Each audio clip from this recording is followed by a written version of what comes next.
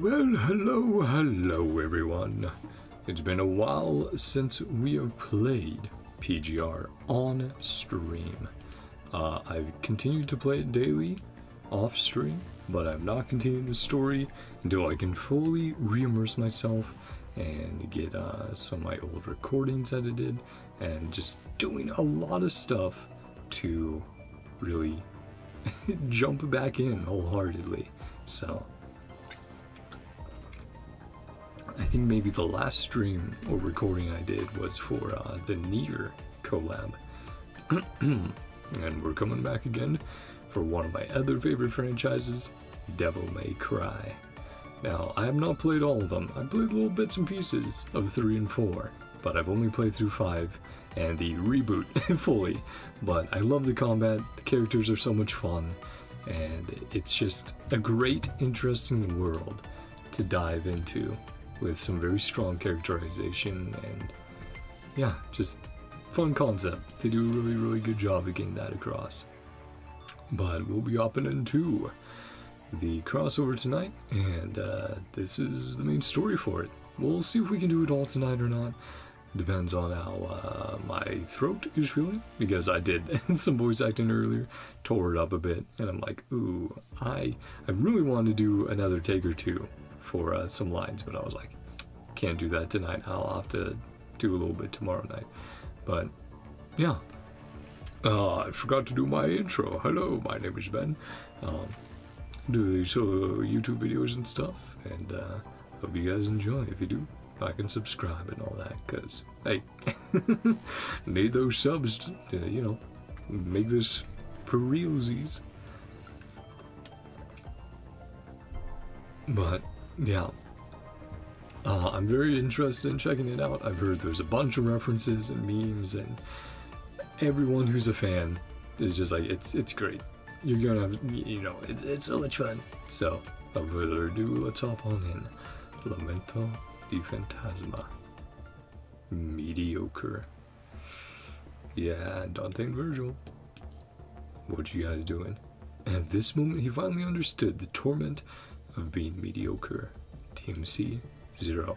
And even presented like DMC 5 with selecting your missions, the menus and stuff.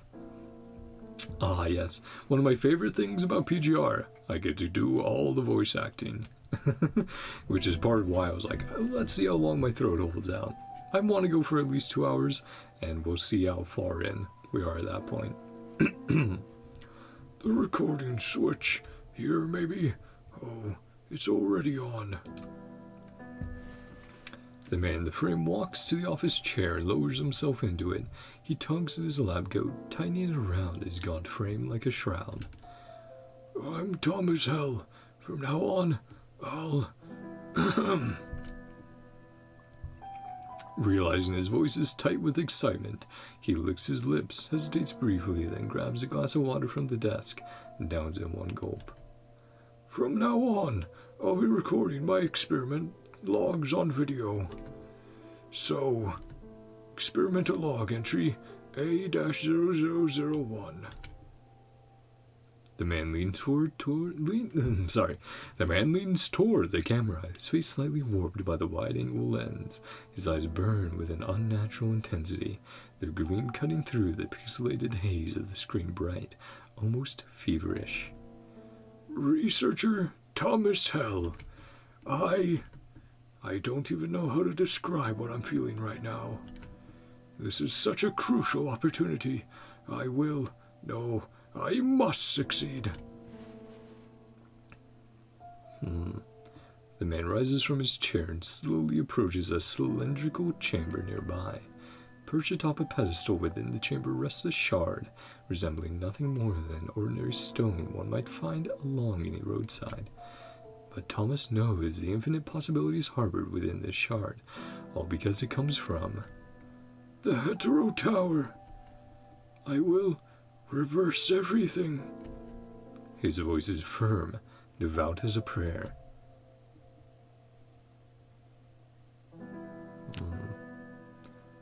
Recording begins. Experimented log entry. Yeah, so they're trying to tie it in, of course, into the world of PGR. He gives a slow spin in his office chair, letting his body settle naturally against the backrest. Of course, the kitty cat's back there. Rio, he's a happy boy. Yes, he is.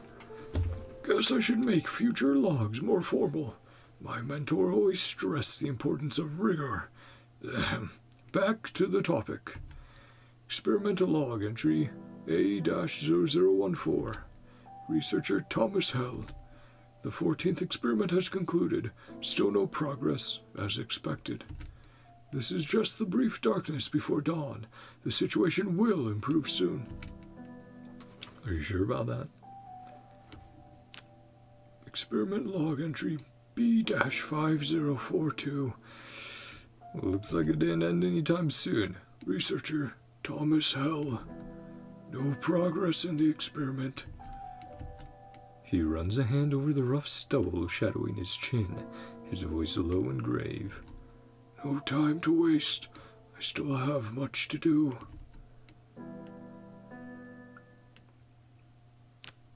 Experiment log entry C-0251.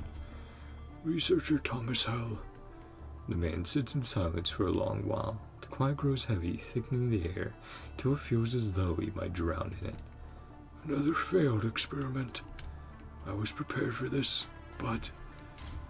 He throws himself back into the stagnant waters of silence. Thomas picks up the stack of experimental data from the table beside him, scanning the numbers once more, though he's already checked them countless times. The Gibbs variables, power output, conversion results, the Zhang function.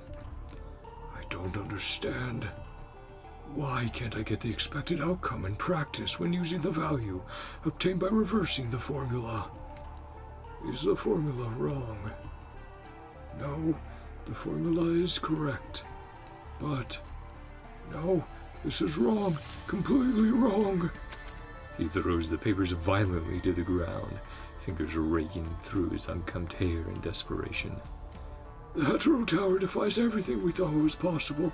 I was a fool to trust those old theories. Those so-called wise predecessors were nothing but a bunch of mediocrities. Dominic was nothing special after all.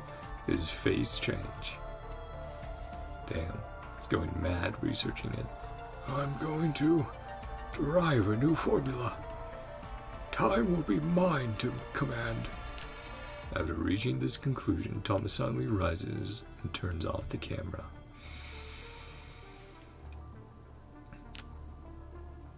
So his experiments with this shard maybe open a portal. Dante and Vergil fall through. We'll see though. Experimental log entry C-1564. Researcher Thomas Hell. Failed again. The camera flickers on for a moment, then off again. Experiment log entry C-1677. Failed. Experiment log entry C-1754. Failed. Experimental log entry C-2065. Failed. Experiment log entry C-2480. Failed. Failed. Failed. Failed. Failed. Failed. Failed. Failed. Failed. Failed. Failed. Experiment log entry E-0032. Researcher. Who else but a lunatic like me would do these experiments? He lets out a self-deprecating chuckle. I have an idea. It's risky, but I want to give it a try. If my mentor knew what I was thinking, she'd be furious. but in the end, someone mediocre like me can only resort to this kind of method. His words gradually fade away, yet his bloodshot eyes glimmer with the ghost of a smile. His thoughts drift back to long ago, when he wore not the white coat of an experienced researcher, but the humble garb of a still green student. During the tranquil afternoon in the academic building, Thomas clutches his papers and eases open an office door with cautious hands. He isn't sure if the occupant is resting, even wants to be disturbed, so he holds his breath and steps inside on light feet. There, behind the broad expanse of her desk, sits his mentor, Miss Valentina. She seems in a trance, her gaze lost in the depths of a photograph. Thomas's gaze unconsciously follows his mentor's, landing on that group photo of 4 people. He recognizes only 2, his mentor herself and Miss Schwartz. Of the remaining 2, one is a kind-faced middle-aged man, the other a young person from Kowloon. Kowloon? I think technically it might be Kowloon. Sorry, chat. Something about the scene holds Thomas transfixed. An indescribable tension hangs between them like an invisible wall, making him hesitate to interrupt Valentina and bowl her back to reality. But Valentina notices him anyway. Curious. Sorry. Thomas doesn't respond right away, taking a moment to realize Valentina is talking about the people in the photo. Who are those people? They are the people who changed this world. Compared to them, most people in this world are just mediocre. Compared to them, most people in this world are just mediocre. Having trouble, myself included. You're being too modest. Miss Valentina, the director of the Science Council, can never be considered mediocre. Ah!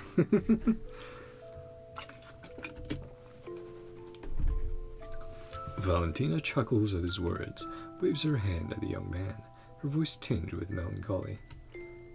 How am I not mediocre? Thomas shakes his head as if trying to dislodge the memories. His gaze falls at the paper strewn across the floor. He squeezes his eyes shut in anguish. You're right, Miss Valentina. How am I not mediocre? I'm gonna fuck that up so many times. Only now does he understand what his mentor meant by mediocre and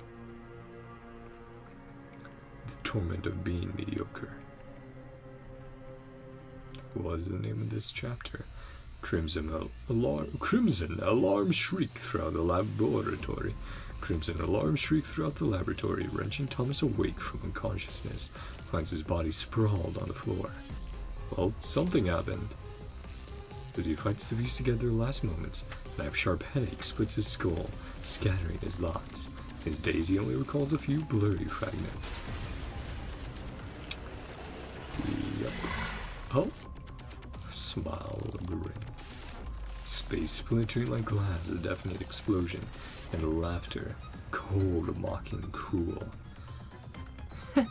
Humans. A demon. What is happening? Wind screams past his ears as the man suddenly understands. He's falling from the sky. With no time to question why he's here, the man reacts on instinct.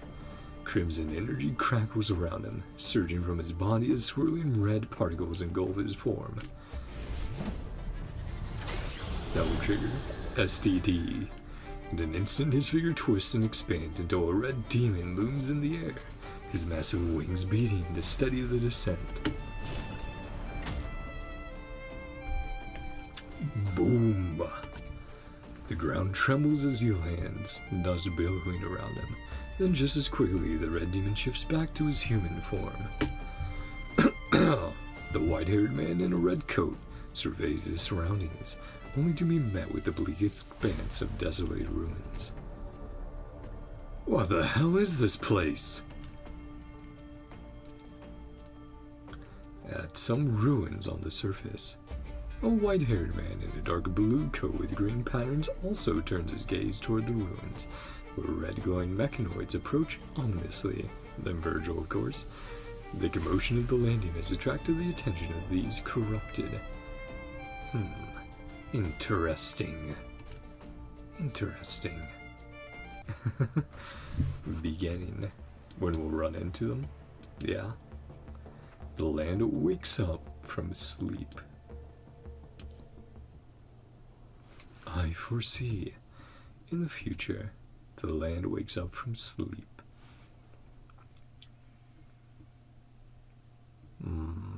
Extra story begins.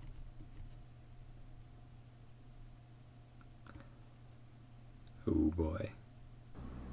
The transport vehicle hurtles through the wilderness, its tires churning up a swirling dust storm in its wake. The road, long forgotten and riddled with potholes, sends the vehicle lurching and shuddering along the broken path.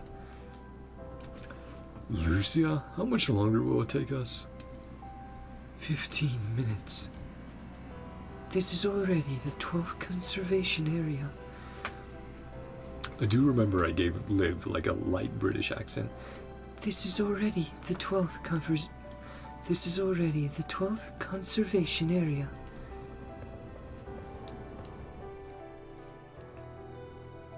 Two weeks ago, multiple surface conservation areas came under attack by unidentified hetero creatures.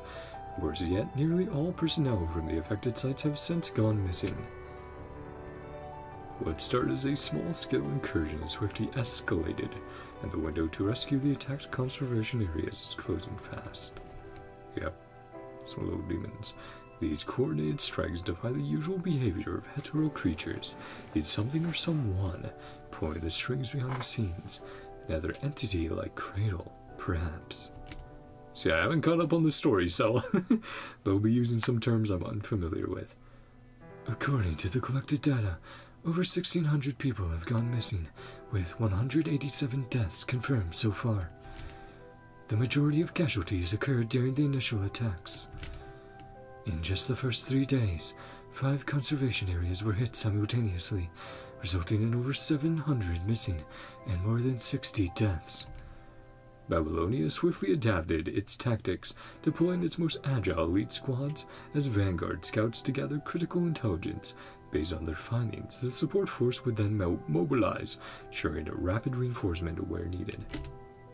Reports of disappearances and deaths among conservation area residents have dropped sharply since. But it's not enough. No matter how fast Babylonia moves, the hetero creatures always seem one step ahead, leaving defenders scrambling to keep up. The conservation area requesting aid earlier has a permanent population of around 400 people. If this time... Lee pauses, leaving his thought unfinished. 4 hours have passed since you received the distress signal. Lucia remains silent, her hands clenched around the steering wheel as she fights to keep the vehicle steady on the dilapidated, mud-slicked road. Lucia, how's everything with your new frame? It's functioning well, with no adverse reactions. Good. And of course I do have Dante and Vergil already. I did pull both of them, so I'm right now trying to pull another copy of Vergil. And they'll be pretty equivalent to each other once I get the free Dante from the story. We've reached the target location.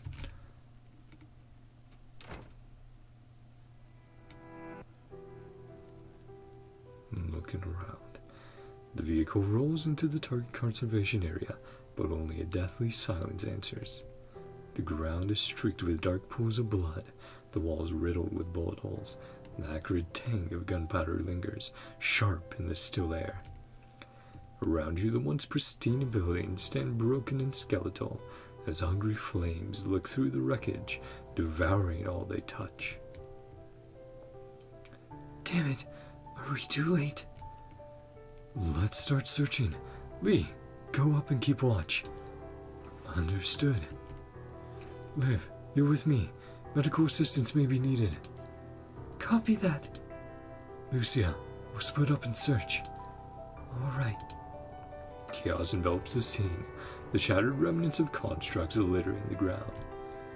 Over there. Liv's gaze leads you to a clearing with a sandbox and exercise equipment, what appears to be a public recreation area nestled within the conservation area. Amid the open ground, a lone baseball lies abandoned, perhaps once the children's toy. Now its surface is marred by blood. Let's continue searching. Don't let your guard down. Don't let your guard down. Moments later, you find the entrance to an underground shelter hidden beneath the conservation area, but its isolation door lies in ruins. The shattered fragments on the ground have unnervingly clean, precise edges. Maybe someone else helped out, saved the people. Clean and precise? Vergil trying to make up for his actions in DMC 5? This precision, it doesn't match hetero creature behavior. It was a blade. Could it be an ascendant? It could also be a cradle-like entity. Over here. You have rushed to Lucia's side only to find a fallen construct beside her, barely clinging to life. Liv, treat him. Thank you. One look tells Liv all she needs to know. The construct is past saving with your current medical capabilities. Yeah. Hang in there. Hang in there. Don't bother. I know my condition. The construct barely registers Liv's healing attempts, fully aware of his inevitable fate. I'm Danny, one of the constructs stationed at this conservation area. He retrieves the terminal slick with his own vital fluid from his chest, handing it over along with his identification tag. I recorded some footage that might be useful. With those final words, the light in his eyes immediately fades away. Yep, PGR also starts off pretty rough. It's a grim world. Let's give him a proper burial.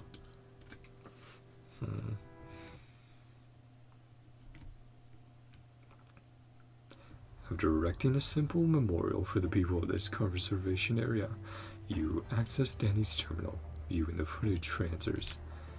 This is Danny, a construct stationed at this conservation area. We're under attack. Danny faces the camera, speaking rapidly. There are many hetero creatures. Screaming gets him. A hetero creature lunges at Danny from afar, forcing him to dive aside as his terminal clatters to the ground. The video recorded by the device reveals the creature's bat-like forms and fluid flight. The hetero creatures match the information previously gathered. In the footage, Danny springs to his feet and opens fire on the hetero creature. The conservation area couldn't have fallen this fast if it was just hetero creatures. As if to confirm Lucia's words, Danny's resistance seems short-lived. A blurry figure appears from the corner of the frame, followed by a brutal lightning-fast slash. Danny barely manages to react, but it's too late. His blade shatters right in front of his chest in a spray of vital fluid. The unknown figure halts, the responsible weapon glinting briefly before being smoothly sheathed. Yet due to the camera's angle, only the person's lower body is captured in the frame. Vergil, what are you up to, buddy? It's the hem of a dark blue coat. Yeah. What are you doing now? In the rest of the footage, bat-like hetero creatures descend in swarms, snatching up the remaining survivors. One by one, the humans are carried off into the distance. Now you find the answer to why the people in the attack conservation areas all went missing. Been kidnapped by demons. Let's report our current findings. Flying hetero creatures spotted behind the mountains to the southeast. They're moving fast. Number? Visual estimate of around 40 to 50. Estimated time to engagement. In about 30 seconds. Assemble in PTB formation. Prepare to engage. Bat-like hetero creatures soon descend upon the conservation area. More than 40 of them swarm in overlapping layers, their ghostly silhouettes blotting out the sun and plunging the ground below into an eerie, bone-chilling darkness. Scream! Ah, I love the art though. Yeah, so good. So your boy and girls, they circle in the sky, their shrieks and howls are rending the air, cacophony like howls of laughter, mocking the fragility of the humans beneath them. Death rides in their wake, their joy found only in the spilling of blood. Then, as one peels away in a sudden dive, the rest follow in a synchronized frenzy, the swarm surging downwards like a tidal wave. The attack has begun. Yeah, look at them, man. Looks so cool. Bang! Lee and Liv open fire in unison, unleashing a storm of bullets. Their shots tear through the Hedro creature swarming from above, while Lucia cuts down any that breach their line. The Grey Raven squad moves with practiced precision. If the four of you keep this rhythm, creatures won't last much longer. But unseen, lurking in the shadows beyond your sight, another Hedro creature awaits. It doesn't strike from the sky, but instead lunges forward from the ground. The moment it lunges, you catch its shadow. Countermeasures flash through your mind, which consider and discard in rapid succession. You could take it alone, but a careless move could leave you wounded or break the squad's current formation. Lucia! Roger! Slash. Lucia is already poised for the strike, her blade gleaming in anticipation. Once closer, the creature would meet steel. But something else moves faster. Dante? A blur too fast to track hurls into view. By the time you register the motion, it's already over. Yep, it's our boy. I saw that slash of red. Devil Sword Dante. And the music. The Hedro creature crashes to the ground, shrieking, impaled. Aw, this is the menu music for DMC 5, man.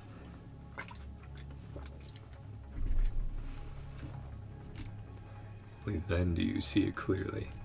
A massive sword.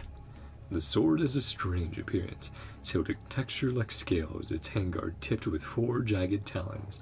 Half of the blade is now buried in the ground. A true devil weapon. Anyone who sees it would instinctively think of such a description. Yep. While you examine closely, the devil sword pinned to the ground suddenly dissipates into red particles. Of course. Aw, man, he looks so good in the art. Dante and Vergil look incredible in the art in PGR, man. Wow.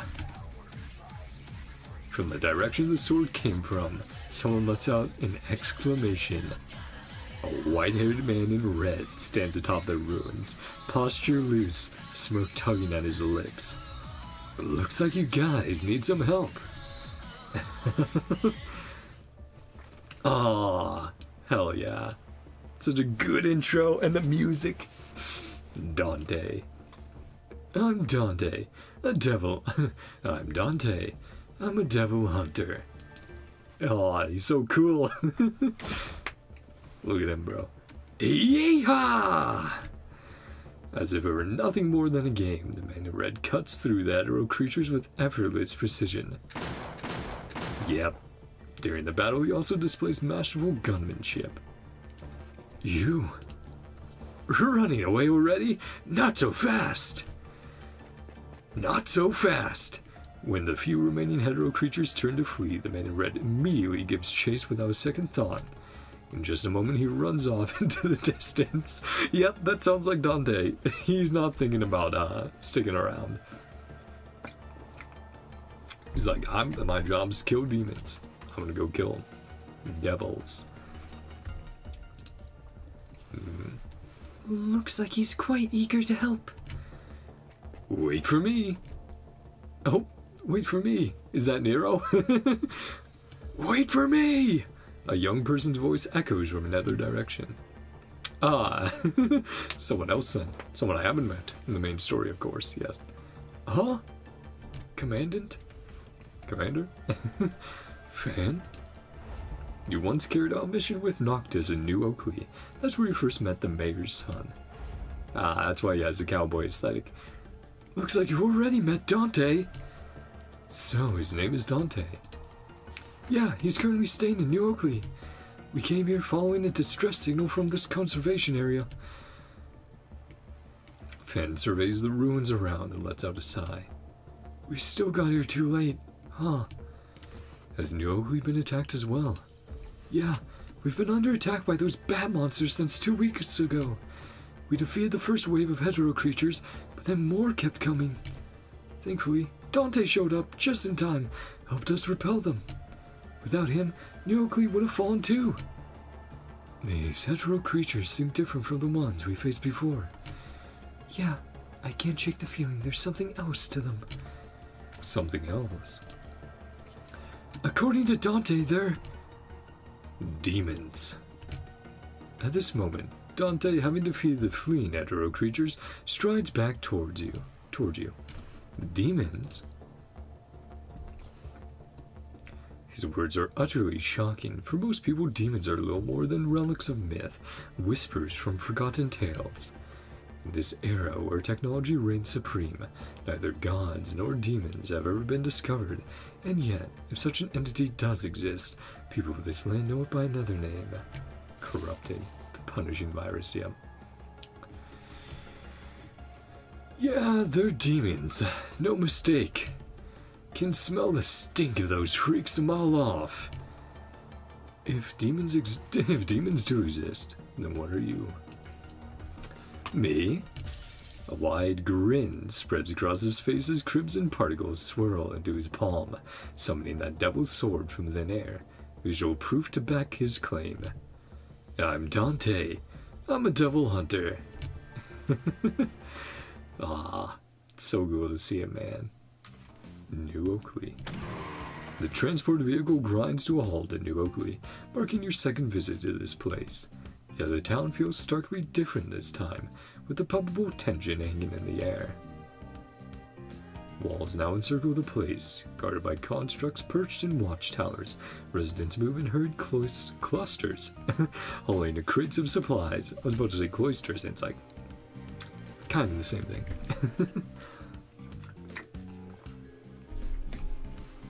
Despite the unease, life stubbornly persists.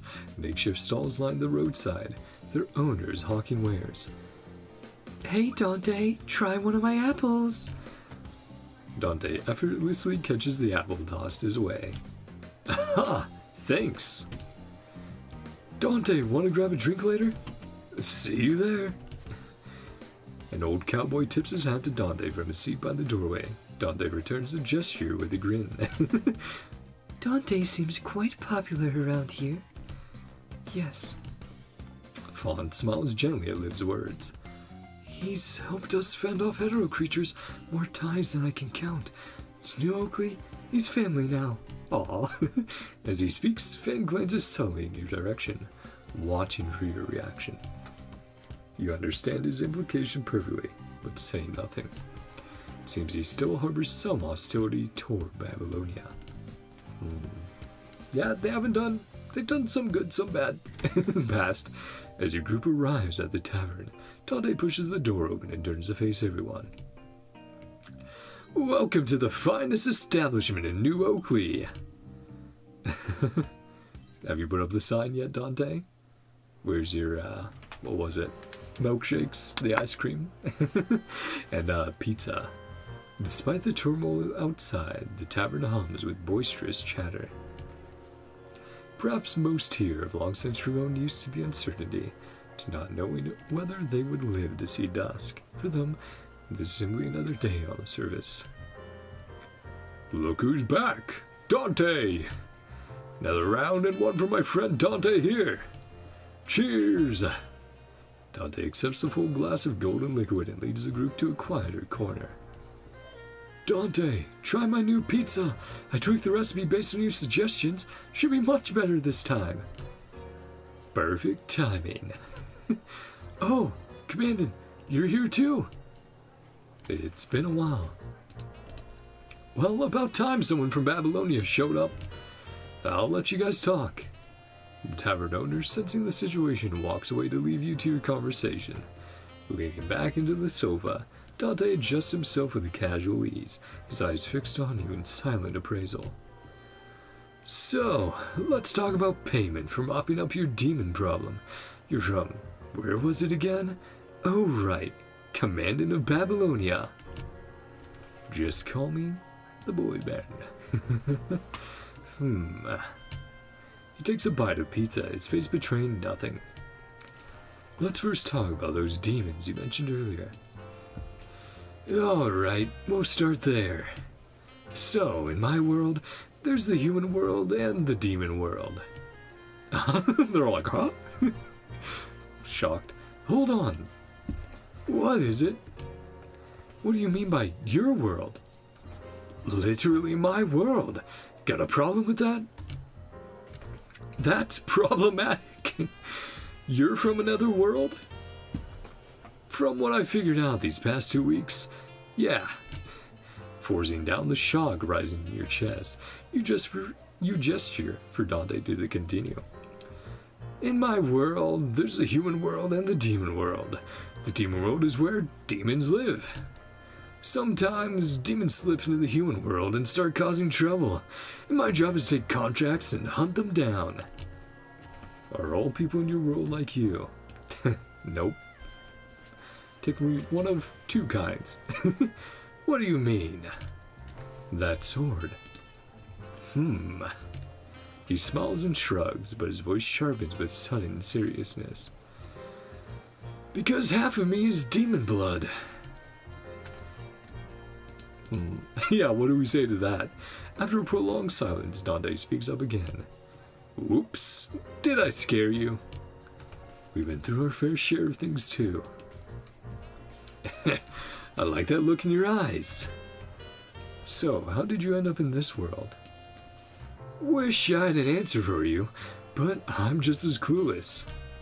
I was busy cleaning up demons in the demon world with someone when some crazy suction yanked me right into this place. Yep, the end of DMC 5, him and Vergil, their competition. Then you don't know how to get back either. I don't. But I've got the gist of your world situation. Maybe this Babylonia of yours can send me back home. So, here's the deal. I'll help you clean up these demons. In return, you help me get back to my world. Flashbacks, yep. Countless thoughts flood your mind. Demons, a devil hunter. If demons are involved, maybe we should work with you. Now we're talking. But I need to report to my superiors first. Dante doesn't mind waiting a bit longer, his demeanor remaining relaxed. I'll be waiting for your call. Yeah, I mean, they've written him perfectly so far. That's it for my conversation with Dante. Asimov, this is actually possible. Scientifically speaking, the existence of other worlds hasn't been confirmed, though theories about them have been around for over the past few centuries. Plus, Asimov rubs his temple, trying to ease the ache that doesn't truly exist. It is what it is. I see. I think we can collaborate with him. If demons do exist, then this Dante will be key to solving our problem. If they don't... He pauses for a moment. He's only one person, after all. Agents, ascendants, even an entity like Cradle, we've handled worse. One more strange existence doesn't concern me. I'll leave the specifics of the frontline situation to your judgment.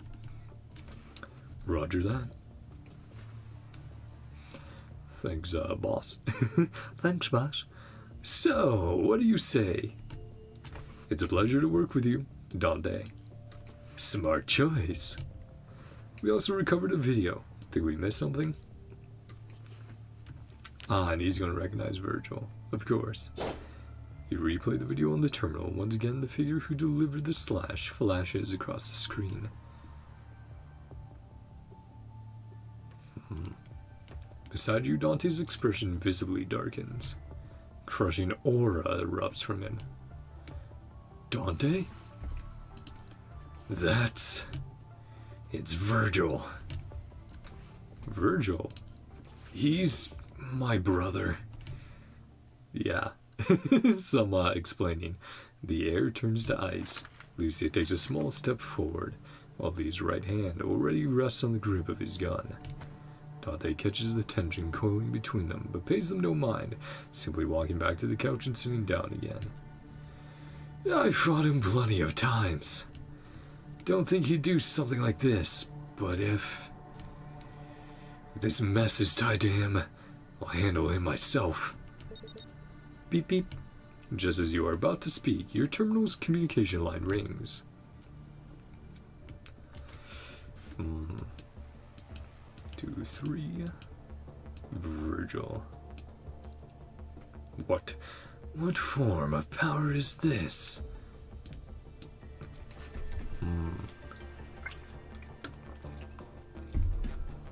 And plain as the man himself. Alpha and Omega. Culture without strength marches to extinction with the dawn. Thus spoke a politician. Humans once crossed towering mountains and ventured into the deepest seas, pouring a miracle upon this land known as the Golden Age. Sorry, man. As soon as I hear the music, but now only ruins remain. Herds of hetero creatures roam through the broken walls. And again, the art it looks so good. Hey, Vergil. Vergil watches from above, his gaze fixed on the movements of those bat-like creatures. The rhythmic growl of an engine echoes in the distance, and motorcycle unmistakable in its cadence. Oh, Alpha. Yeah. Vergil tilts his head, his attention sharpening as the sound draws nearer. Then around the bend, a flash of red gets through the wreckage. The rider's gaze snaps toward him, as if pulled by instinct, their eyes meeting across the road.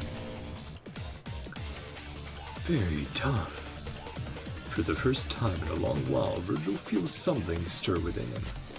The motorcycle roars up the collapsed slanting ruins, its engine snarling as it charges toward the rooftop. At the edge, the front wheel lifts before the bike soars across the gap and slams down onto the next rooftop. Vergil watches, his usual disdain for human machinery momentarily eclipsed by reluctant admiration for the rider's exceptional driving skill. Doesn't care much for humans, does he? In general. Soon the bike skids to a halt on the rooftop where he stands. The white-haired woman dismounts. According to survivors who escaped the attack conservation area, white hair, katana, dark blue coat. Gonna be a clash? We finding Alpha?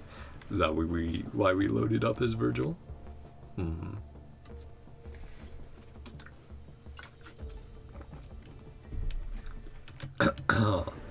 Oh.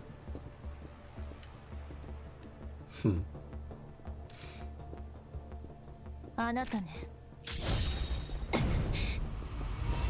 Yeah. 非合成物を率いる男というのは。Cutscene for it and everything, man. Hell yeah.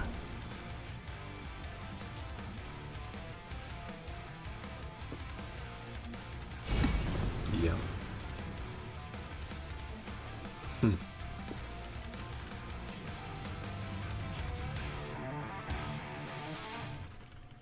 Okay. Now Oh, that's so good.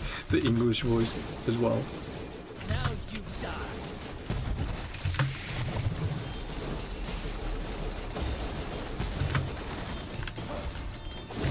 You shall die. Yeah, I haven't listened to any of the voice lines before this, so that's so cool, man. Too slow. Too not bad. Yeah, Lucia also wanting to parry.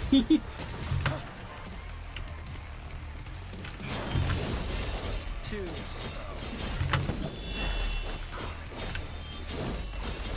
Like I was saying, I have not played them at all, so I did know that him and Dante, very, very complicated. Too slow. I did know that, and that yes, they have their SDT forms as well. And the music. It feels so good hearing it, man.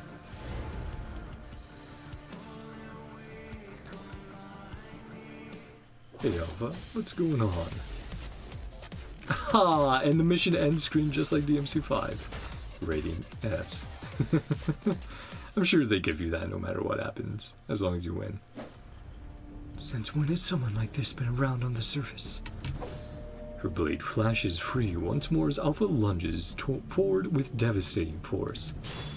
Yet Vergil meets the strike effortlessly, his sword a seamless barrier. Yeah, I haven't done the tutorial yet for Vergil or Dante, so excuse the terrible gameplay from either of them. Alpha shifts her angle, poised to retaliate until a surge of energy pulses from him, forcing her onto the defensive.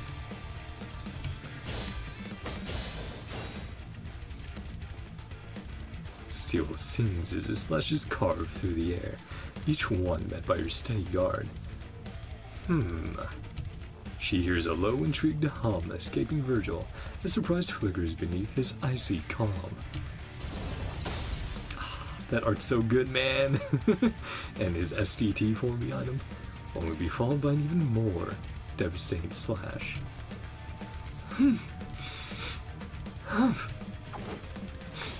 The lightning crackles as Alpha answers with an equally devastating slash. Crash. Debris erupts, dust swallows the clearing, and rocks shatter and rain down around them. Yet the two silhouettes cut through the chaos, using falling rubble to pivot midair before touching down with effortless grace. A heartbeat of stillness, chests rise and fall, steady but sharp, then they clash again. Yeah, now we get to see the full art. So cool, man.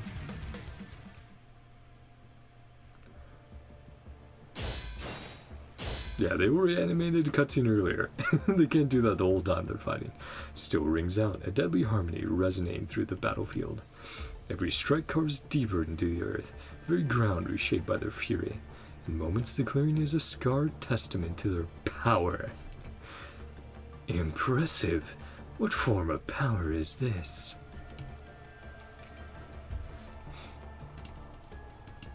Yep. You don't know. The Ascension Network. What is that? Such power, yet not an ascendant. Their brief exchange reveals much. Vergil's body shows no trace of the punishing virus whatsoever. That blue blade floating in midair seems beyond any technological means as well. Summon swords! Another weird existence after the punishing virus. Alpha deflects the blue blade flying toward her, pivoting into a swift counter-strike, only for her opponent to sidestep it. Scree! Scree! Just then a hetero creature lunges from their flank. Instinct drives her to hurl her short blade, but then she notices the hetero creature isn't targeting her. With that realization, she holds back her attack. Spotting the hetero creature, Vergil instantly summons his Mirage Blade to strike. Nope. Impaled, the beast crashes to the ground, its switching form growing still as life bleeds away. The hetero creature is attacking him. The hetero creature's attack is only the beginning. More of them surge forward, closing in on the two. At that moment, Alpha realizes the man before her has nothing to do with the recent disturbances in the Ascension Network. It seems I had the wrong idea about you. I apologize. Time out? Vergil falls silent for a moment. Sure. Alpha is the first person Vergil has been able to communicate with since coming here. He finds himself intrigued by the man she mentioned, the supposed leader of the hetero creatures. Let's get rid of these hetero creatures first. Hetero creatures? Vergil mentally notes the turmoil. His face remains expressionless. All right. Oh man. So cool to see them, man. Something about them isn't right. Their numbers are unnatural. After cutting down another hetero creature, Alpha voices her suspicion. Normally, these creatures don't actively attack ascendants. Even when some do become aggressive, they usually retreat after a few are slain, driven by self-preservation. Yet these hetero creatures in front of them act as if they don't feel fear at all. I have observed them. They seem to be searching for something.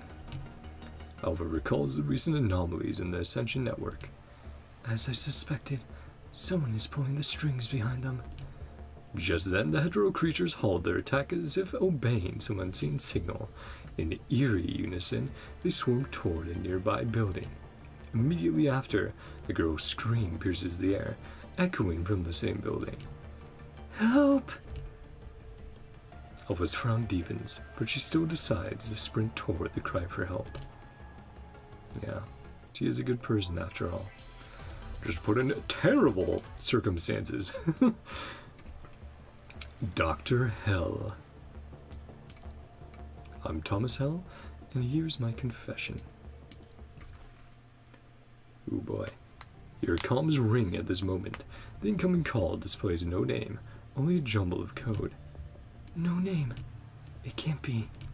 Lucia glances in your direction. Given the recent hetero creature activity on the surface, the two of you share the same suspicion about who's calling. Alpha? This direct intrusion is a communication method Luna's group often uses. Yeah. It could be them. Maybe the Asnet's affected too.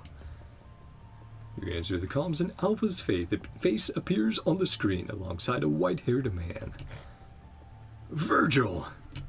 So this must be Vergil, the one Dante mentioned earlier. But why is he with Alpha? Hey, Vergil! What the hell's your deal with those hetero creatures? Hetero creatures? You can smell it too, can't you? That reek of demons all over them. Dante's face tightens with agitation, his words laced with anger. Don't tell me you're behind this mess again! You bastard!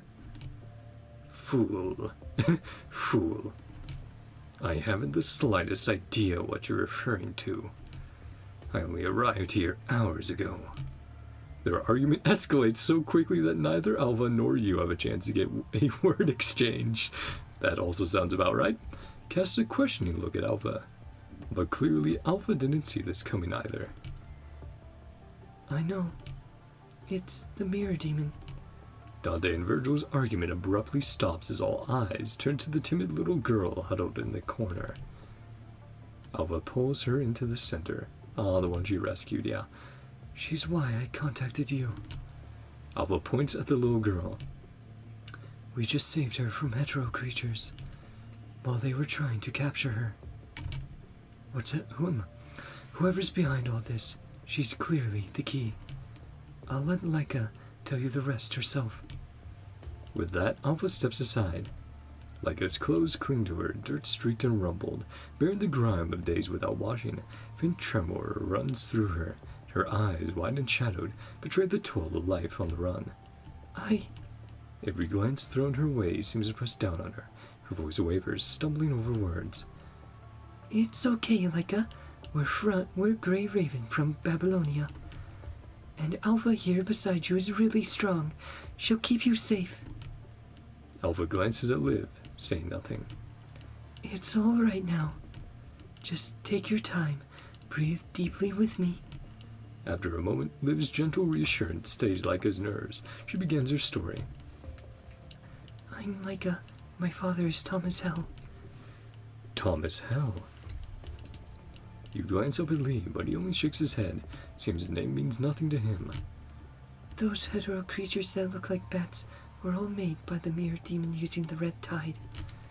The mirror demon took over my dad's body and built a tower. It calls it the Babel Tower. Okay. Yep, doing some DMC 3. That tower is full of monsters. Dad helped me escape and gave me a recording. And he told me to find people from Babylonia. Can we see the recording? Of course. Oh, but I don't have a device to play it. Let me do it. Alpha takes the memory card from Leica's hand, slots it into her terminal, and transmits the video over. You tap the file. The recording flickers to life, playing in sync across both screens. The video footage is shrouded in darkness, the filming location barely illuminated by sparse light sources. A gaunt man stands at the center of the frame, surrounded by computers and analytical equipment. The screens cast an eerie red glow, the reflections bleeding into the shadowy outlines of what seems to be ancient stone structures behind him. Green and red lights weave across the man's face, deepening the hollows of his sunken eye sockets, veiling his exhausted gaze. Wearily, he drags a hand over his eyes before fixing the camera with a hollow stare. I'm Thomas Hell, and this is my confession. I was a member of the Science Council, but given how things have turned out, the Science Council was right to expel me. I studied time and space in the past. Once I even dreamed of creating a spatial jump device that would allow humanity to outrun the speed of light itself. But the universe is too vast, and we are too slow. During the Golden Age, we ventured into outer space, but even Dawn 3 could barely scrape 1% of light speed. Too slow, far too slow. But all in all, that was just a wish I had in the past. It all started with my obsession. After my wife died from her illness, I poured everything into my research, and time became my focus. I wanted to bring her back. Medical advancements don't wait for the dead. With today's medical technology, her genetic disease would have been curable. I tried every possible approach till I found a shard of the Hetero Tower. I was certain it was the key, but I failed. The Hetero Tower shard did help me open a space-time passage, but something else came with it. Demons. Demons are real, and one is inside me. It's still weak for now, so I can sometimes wrest back control of my body. But it's only a matter of time before it consumes me entirely. It's already harnessed some of the punishing virus's power and created the Babel Tower with it. Thomas inputs a set of coordinates, storing them in the video. This is the location of the Babel Tower. As the video reaches this point, coordinates appear on the terminal. Finally, if anyone from Babylonia sees this place, please, I beg you, protect my daughter. The video cuts off here.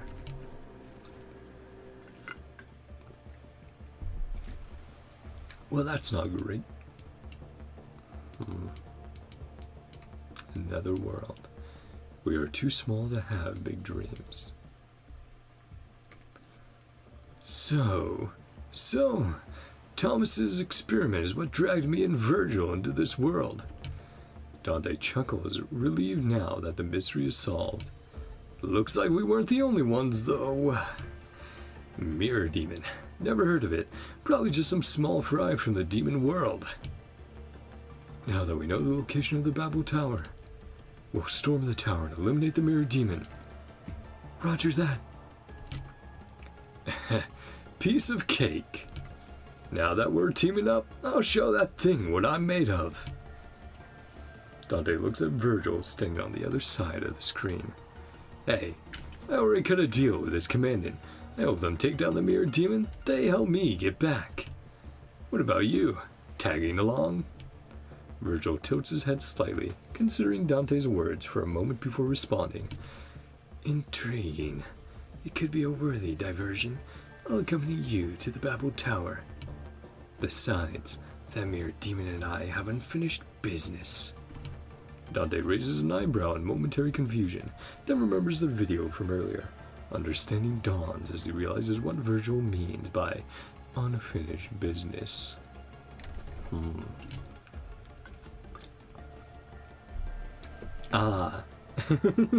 Yes, making people think that it's Vergil attacking them. Yeah, looks like the Mirror Demon's using your identity to lead those hetero creatures. Seriously, who comes up with these names? Hetero creature? Anyway, I saw the video. Even though it only showed the lower half body, no mistaking it, that guy looked just like you, Vergil. Mirror Demon, Mirror. You think this thing can actually copy people? Its fate is sealed, regardless. The conversation between the brothers comes to a pause. Seeing this, Lucia steps forward to speak with Alpha. Yeah, brothers and sisters. Alpha, what do you plan to do? Go to the Babel Tower. She thinks for a moment before continuing. Luna detected unusual activity in the Ascension Network earlier. She believes it's filtering new agents, which is why I came to investigate. Given the recent behavior of the hetero creatures, it's possible that this Mirror Demon can already be considered an agent. Alva shakes her head, keeping her lingering doubts to herself. The mirror demon is neither construct nor corrupted, but how could it possibly connect to the Ascension network? Perhaps the Ascension network always holds deeper secrets yet to be uncovered. Luna, how's she? She's fine. She just needs to focus her energy on the Ascension network for now, to prevent bigger problems. Then let's meet at New Oakley. Alpha nods and reaches out to end the call. So, your name is Vergil. Vergil gives no answer. Looks like we'll need to head to New Oakley. Do you have any vehicle to use? I don't need those. He's gonna, yep, of course, teleport. Vergil unsheathes Yamato, its blade tracing a cross in the air. Trail of cerulean light lingers in its wake, like a flower unfurling petals. Space itself splits along the incisions, revealing a yawning void of infinite black. Alva watches Vergil's actions, a flicker of astonishment crossing her eyes. Did he just cut through space? But in the next moment, Vergil furrows his brow. The portal. It's not stable. The cross-shaped rift trembles, its edges wavering like disturbed water, and gradually seals shut a moment later. And guess we'll have to hitch a ride with Alva. Looks like you'll need to find another way to get there. Alva's motorcycle isn't big enough to seat all three of them. Of course, Leica. Well, you can fly, can't you? SDT? We're not alone here. The distant roar of engines reverberates through the air as a group of wildly dressed thugs approaches in a pickup truck equally adorned with flashy modifications. Look at who we got here! 3 cute birdies! Ha ha ha! Consider yourself lucky you ran into the Black Wings! Hand over everything! Right on time. Yep. Thanks for the truck. Babylonia.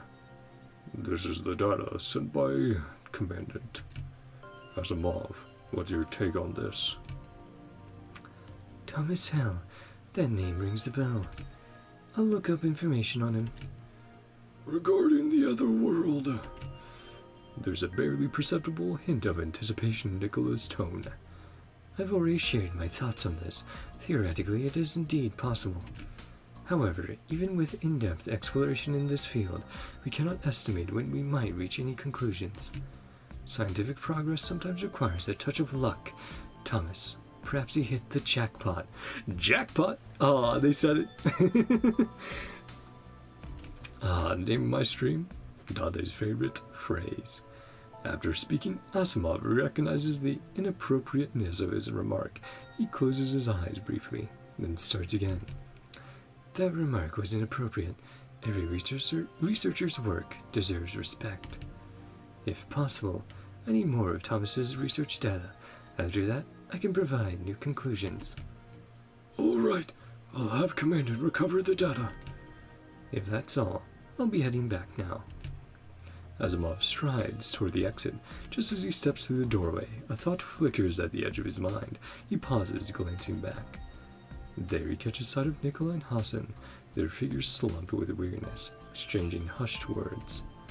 Oh, and given the complexity of this research, I find it unlikely Thomas achieved it alone. He might have had external support. We're already on that. Asimov gives a slight nod, then turns and leaves. Could it be Kurono? I don't think that's very likely. Hassan sits in silence, leaning back in his chair with an uncharacteristic melancholy. It's a rare sight, since most of the time he gives off an impression of determination and resilience. Another world. That's too far-fetched. Let's just focus on what's right in front of us. Hassan offers a knowing smile as he turns to his old friend. Aren't you excited about it too? Nicola lets out a disgruntled snort. But you're right. You're too small to have big dreams. Hassan straightens his back, returning to his usual composed demeanor. Back to our previous arrangements. Their conversation fades into the sterile glow of the office lights, just another moment in the command central, where countless others move through the artificial radiance absorbed in their busy tasks. So humanity presses onward, stumbling through these lights.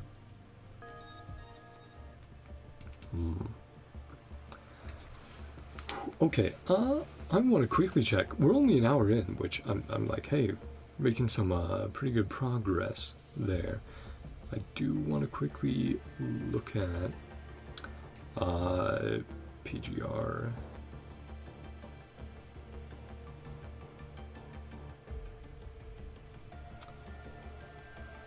Okay, around 16 missions. Got it. Yeah. So we could be about halfway through. I'm going to take a very quick break. Go to the bathroom. I'll be right back. I've been drinking so much water tonight because I was voice acting earlier.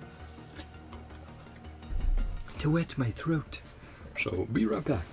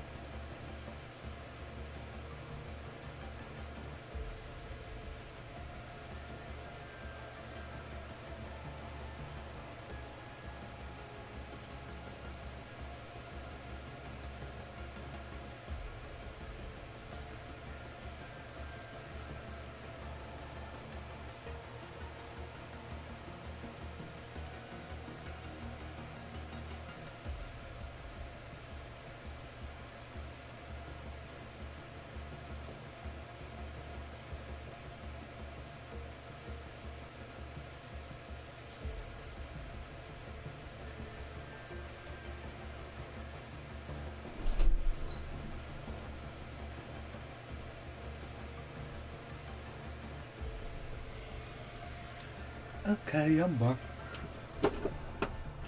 And the door's shut. Pet the cat. Then get back into it. Oh.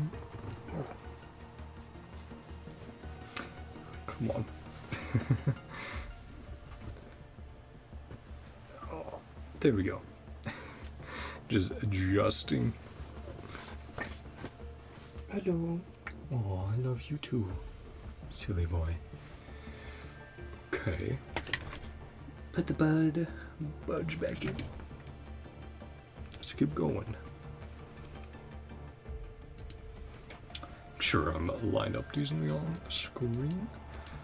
Let's see, so 6 in. I say, let's get about 2/3 of the way through. So, let's go and get, let's go through like the 10th one, and then we should have 5 left after that for a part 2 stream. I was thinking about it while I was going to the bathroom, like, yeah, let's do this. So we still have some content to do later this week or next week for PGR. And that will be fun. And that will give my voice a bit of a break tonight as well.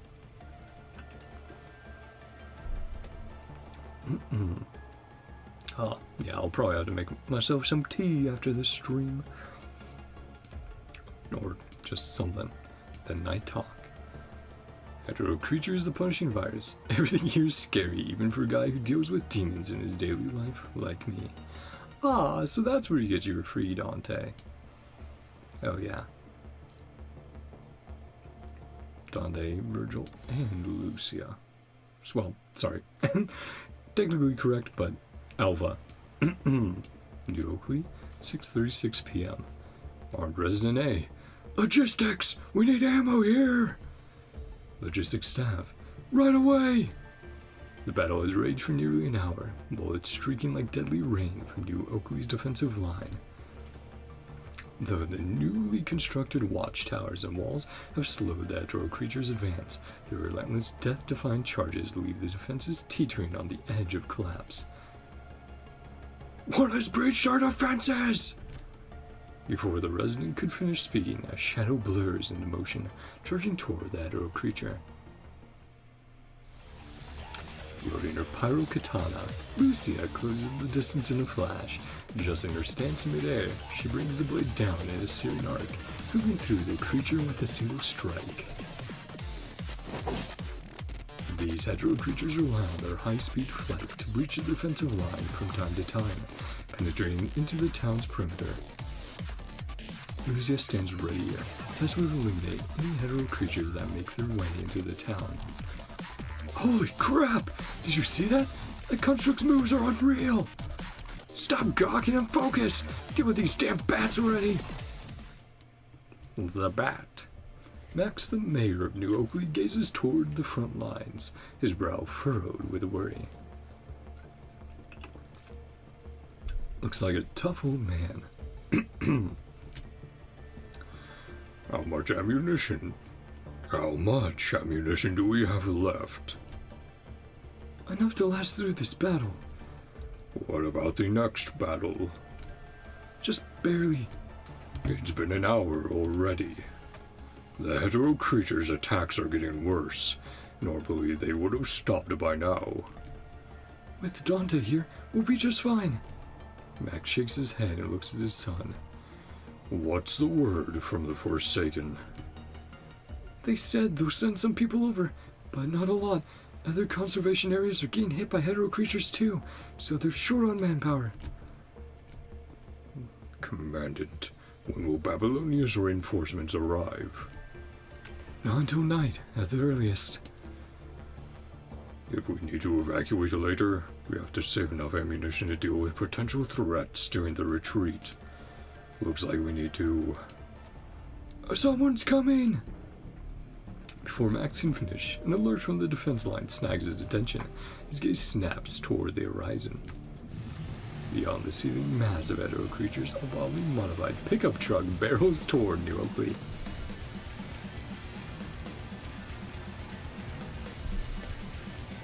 Vergil and Alpha, and Leica. Vehicle carves a wide arc across the desert, tires spitting sand as it skids to a halt. It's Alpha. The engine's roar pulls some creatures' focus. Screeching, they pivot midair, swarm toward the truck. Alpha and Vergil step out of the vehicle. Looks like we arrived just in time. Let this be our warm-up. Max turns you beside him, finishing his interrupted thought. Commandant, looks like we need to prepare for close quarters combat. Alright, I'll connect with the constructs on site. Let's go. Fight time! I'm gonna be terrible with Dante and Vergil until I actually do the tutorials to know what's going on. I know the orbs are their weapons, like switching to different weapons, I believe.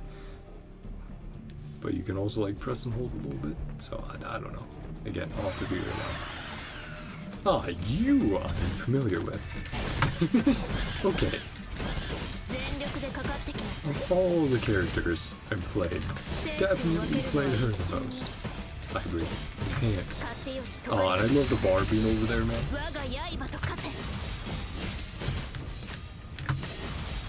And then let's do that. Aw, that's cool, man. Have you decided? Wait, the chair? He gets out of the chair. He summoned that chair just to flex. Yeah, so you can switch weapons.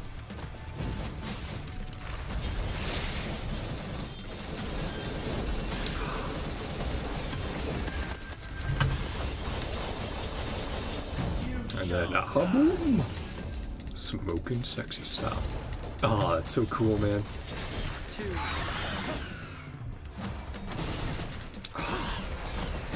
Not bad. Yeah, I really need that. Too slow. I really need that. Play with him more, man. Now you die. Too slow. Not bad. Yeah.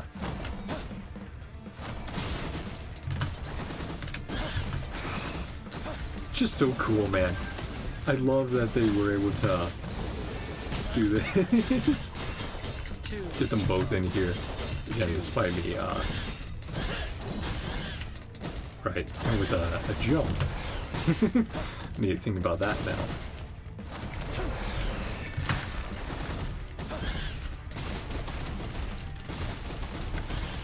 Yep, and using orbs. You shall die. Boom. Too slow. Go to hell. Now you die. They're like, we want to make sure you spend time. Too slow. And Dante, first time trying him out, using Faust. Yep. Aw. And the dash in air. Adios. Let me show you what I've got. Take this. Yeah, I'll need to figure out. I'll need to figure out all of them. Double swing Dante. Boom.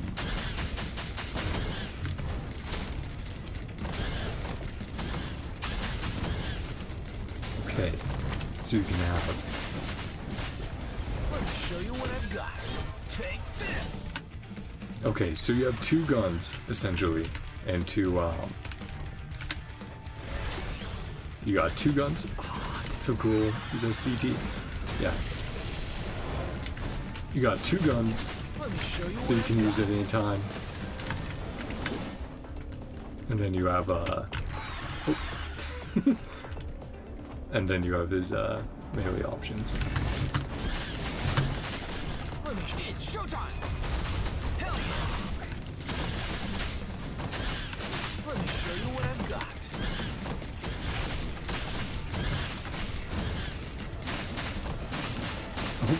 Sorry. That rift.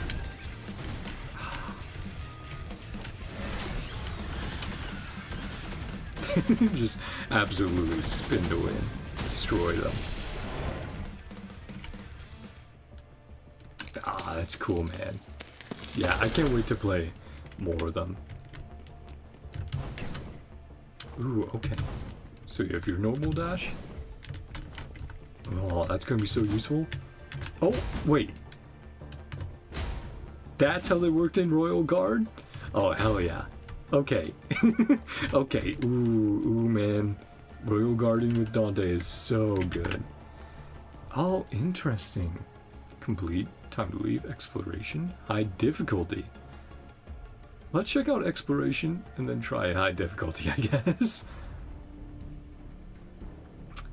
Temporarily halted. Thank you. Got lost. Why not? Well, about. Can we also chat with everyone else around here? Either silence, help, but just this once. Okay, fair enough, Alpha. And Vergil, just chilling on the crate. Conqueror leader. Away. And we got separated. Yeah, and the fast run as well. So they kind of made it its own little, like, mini Devil May Cry stage. That's super cool, man. For this first, and then we'll go back.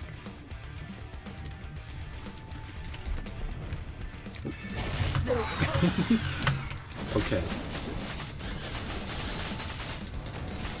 Let me show you what I've got.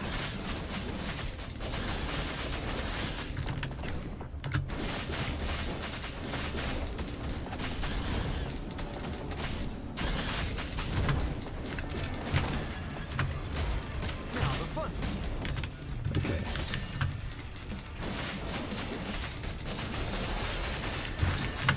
Let me show you what I've got. Yeah, I really need to try. I really need to try. It's showtime! Hell yeah! Go back to hell!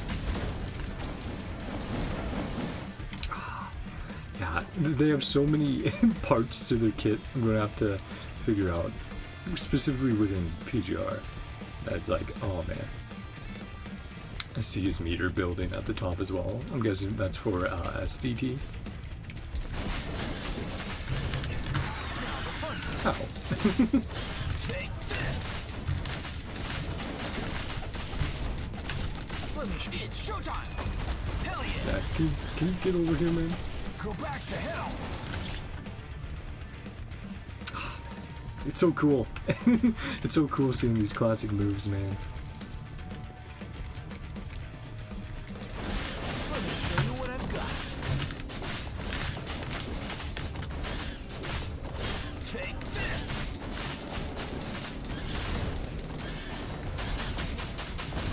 Go back to hell!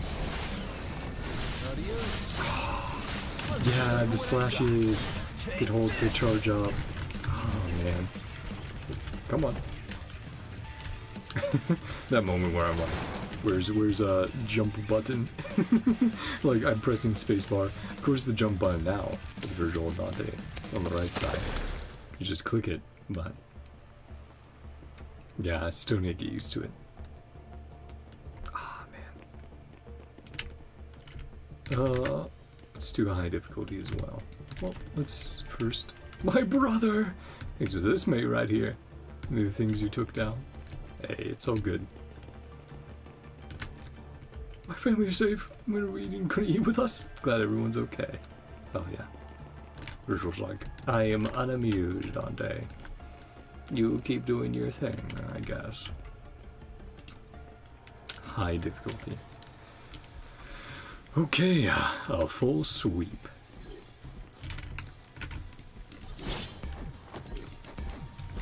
It's so cool though. Hell yeah! Okay. We're gonna have to...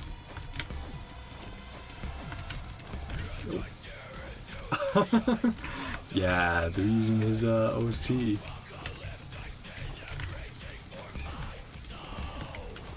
Well, Hell yeah! I was gonna say, for these guys,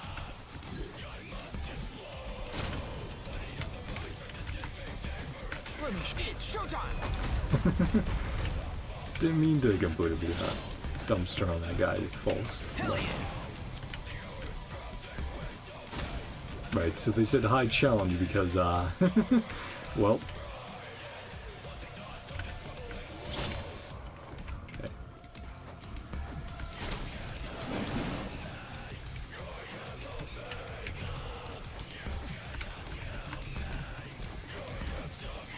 Just keep jumping around.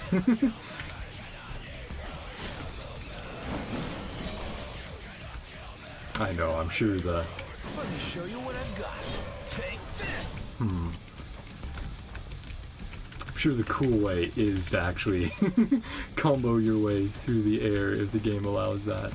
But Raining bullets! oh, that's so cool. Of course they do. Of course they have as many moves as possible, even though they can't give you like 8 weapons, which is like, hey, that's fair enough.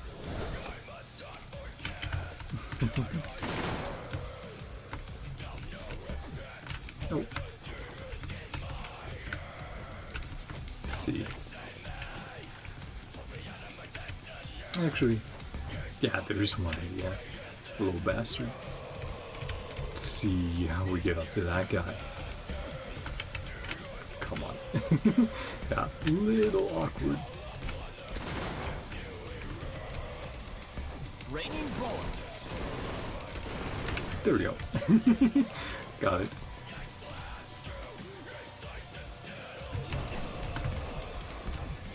Ah, of course.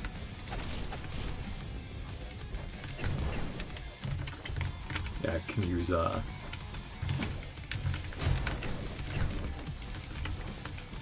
come on. Oh, no. Yeah, once you're locked into a direction, you kind of have to keep going that way. It's showtime! Oh boy, how do we do this? So, are you saying there's one random one just sitting around somewhere again? Pause button. Oh, wait. Oh. I didn't realize that was... Oh, come on. Oh, come on. Why would you... Ugh. Oh, chat. We'll go through faster this time. I swear. Oh, man. Oh, that's on me. Is it... Oh, is it... We missed a checkpoint that it was pointing towards? That's probably what happened. Yeah, I think we missed... There you go. Raining bullets. You just keep... Let me show you. It's showtime! Yeah. Where do you want me to go for this thing?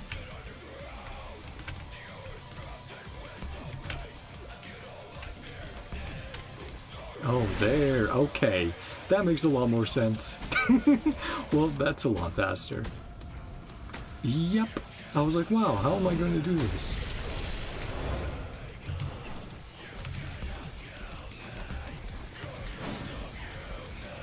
Yep, just slash away with Rebel Sword Dante.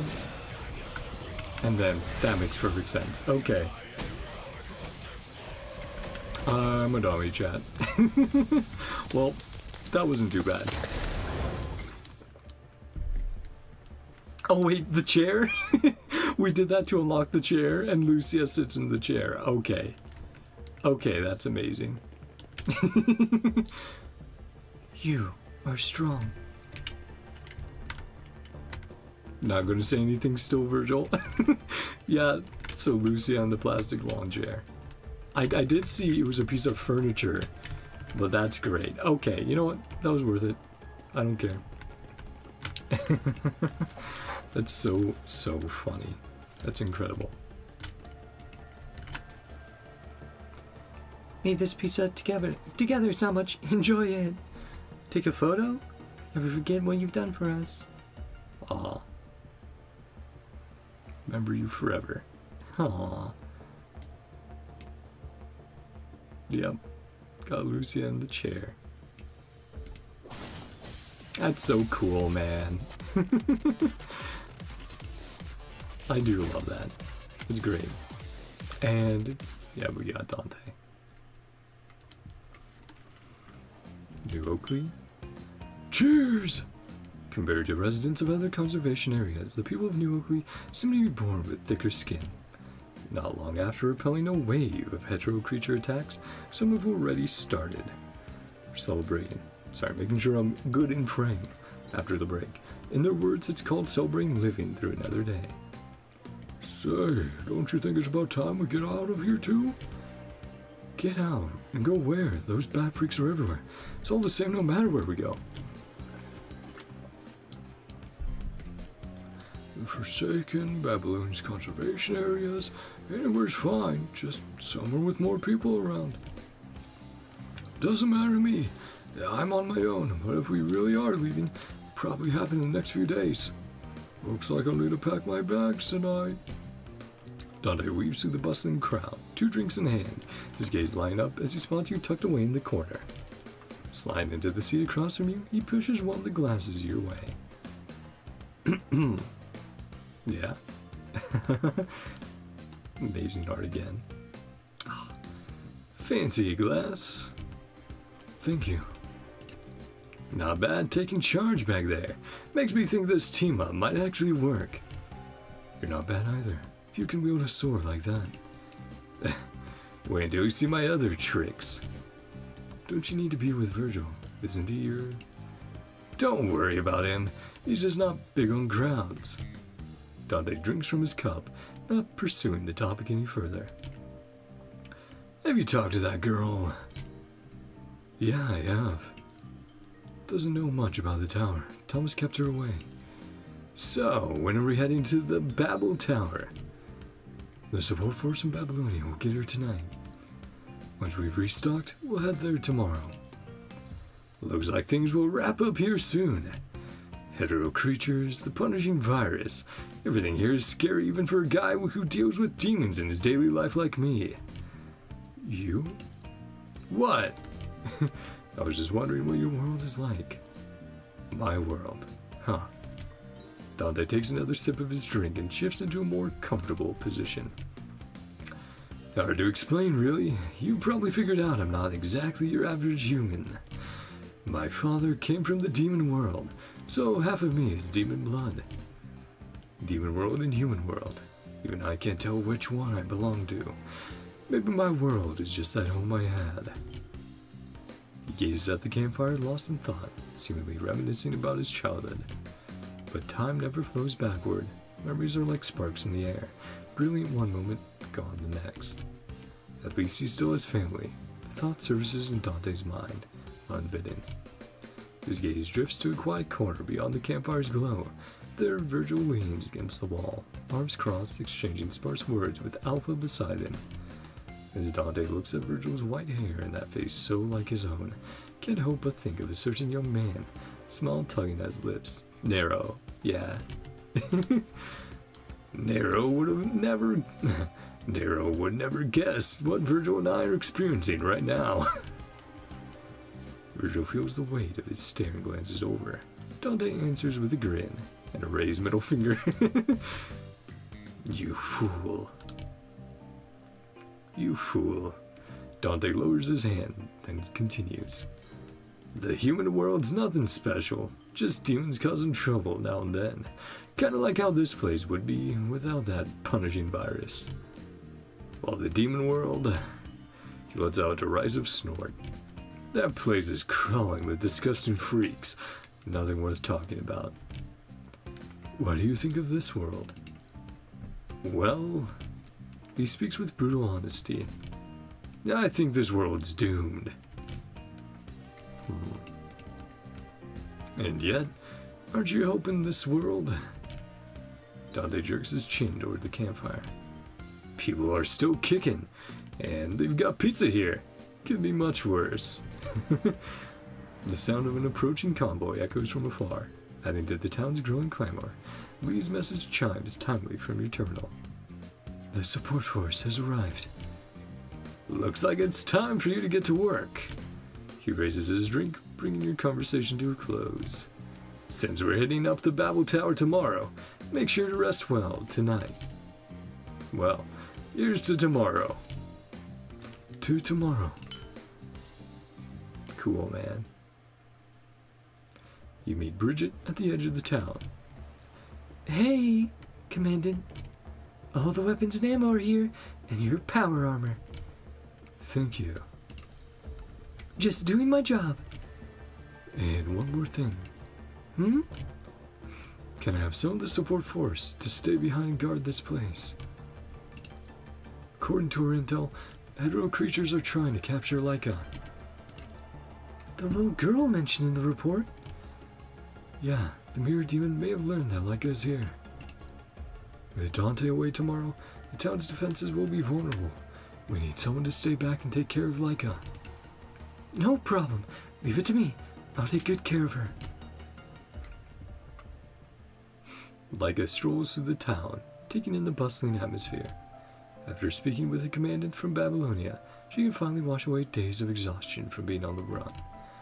Though drowsiness lingers at the edges of her mind, curiosity wins out. She wants to explore the town first.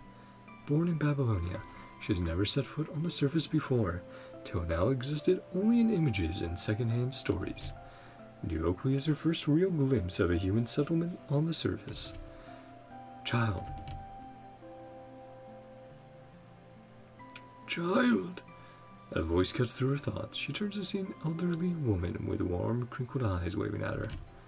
Care to join me here for a moment? After a moment of hesitation, Laika walks toward the elderly woman. The woman cradles a bag in her arms. Seeing Leica approach, she reaches inside and pulls out a tangerine. Here, try this. Leica accepts the fruit, and the elderly woman pats the space beside her, inviting her to sit. Then she asks, You're a new face. I take it you just arrived in town recently? Yes. Are you here alone? I have my dad, but he's not here right now. Told me to run ahead by myself. Whatever scene plays out in the woman's mind, her face is etched with quiet sympathy. Sure wasn't easy, though. I used to have a granddaughter. If not for that incident, she would be around about to your height by now. Surviving is what matters. Have you found a place to stay? If not, you're welcome to stay with me for now. Later on, you could learn a trade. Mechanical repairs, gun making, bullet crafting, things like that. You'll find a way to get by. I do have a grandson, but he's not well behaved like you. Always wearing those sunglasses and clothes with spikes all over them, and his hair sticking straight up like some kind of rooster.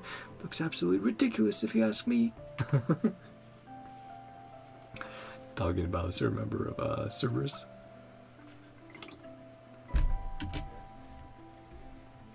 His shirts have all these strange cartoon characters on them. He calls it anime or something. I don't understand a thing about it. But deep down, he's a good kid.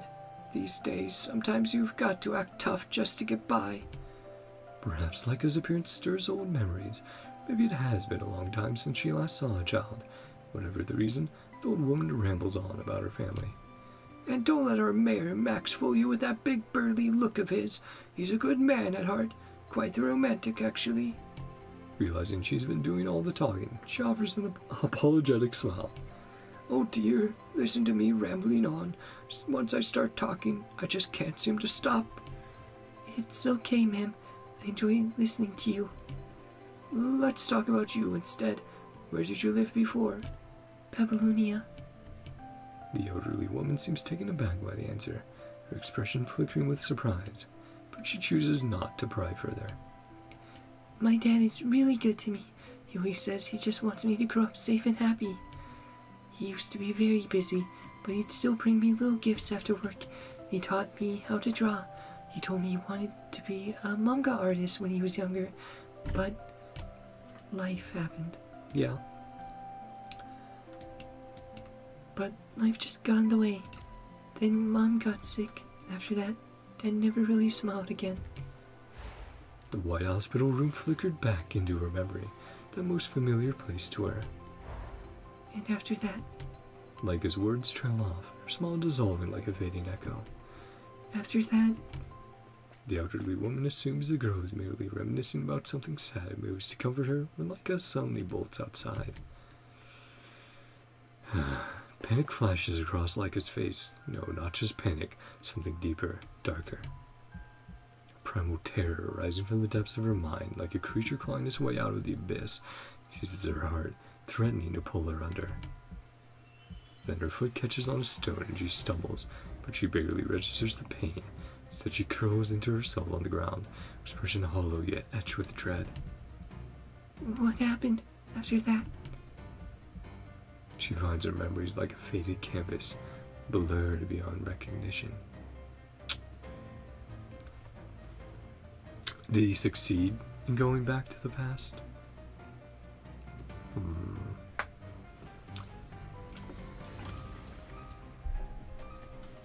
Maybe he was able to save his wife. I guess let's see. How did I get to the Babel Tower? The person in the hospital bed, was it Mom or me? Exactly what I was thinking. The unanswered question sends chills down her spine. Fear finally consumes her completely. Yeah, he did manage to save her, but now it's messed everything up. A short while earlier, before meeting with the human commandant, Dante found Vergil. How did you get here? I have no explanation. I simply appeared in mid-air without cause. Just like me. Dante strokes his chin, eyeing Yamato into Vergil's hand. Can you use Yamato to open a portal back? portals aren't stable in this place. Looks like we'll have to rely on those Babylonia folks for now. And also that little girl. I've sensed it as well. She's a demon. Or influenced by demonic power. Yeah. Hey, Dante. Good to have ya. Well, like I said, we'll keep going until about the 2-hour mark. Then we'll wrap it up for the night. Do a part 2. Next time. Mirror images are always interesting, aren't they? Babel Tower. The next morning, everyone gathers on the outskirts of the town. Commandant, over here. 3 vehicles will go with you to the Babel Tower, all fully stocked with ammunition and supplies. Thank you. The mayor is looking for me, probably to discuss evacuation plans. If you need anything, just talk to Sandfox. Hey, Commandant. Alright, let's move out. According to the coordinates, the Babel Tower should be just ahead. The Babel Tower is gone? Before your group, as far as I can see, lies nothing but ruins. No, there's definitely something here. Yeah, I can feel it. The demon's right here. Some kind of deceptive trick. Can we break it through force? What's the punishing virus concentration? The concentration ahead is indeed slightly higher than surrounding areas, but it's quite mild, still within normal levels. Really? Retrieve a weapon shaped like a rocket launcher while they support force vehicles. The support force has brought some Omega weapons.